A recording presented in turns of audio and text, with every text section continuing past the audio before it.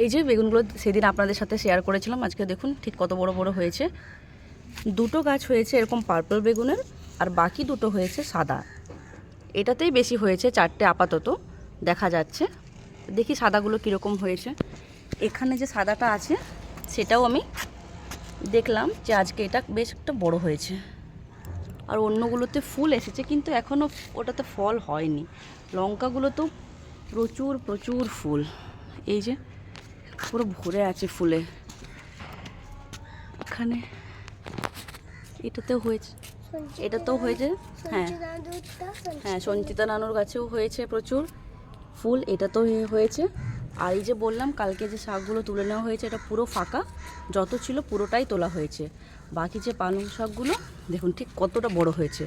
এখনও খাওয়া যেতেই পারে, কিন্তু যেহেতু কালকেই ওটা তোলা হয়েছে, এটাকে এখন আর তুলব না, বেশ কিছুদিন যাক, 2-1 দিনের মধ্যে এটাকেও তুলে নেওয়া হবে। আর যে লেবু গাছের কথা আপনাদেরকে বলেছিলাম, ফুল এসেছিলো দেখুন, একদম ঠিক যেরকম মলি ফুল থাকে ওরকম গোছা গোছা হয়ে চারদিকে ফুল হয়েছে। এখন ব্যাপার হচ্ছে এই ফুলগুলো থেকে কটা লেবু হবে আর কতগুলো লেবু ঠিক থাকবে সেটাও একটা ব্যাপার। যেরকম হবে আপনাদের সাথে আমি শেয়ার করব।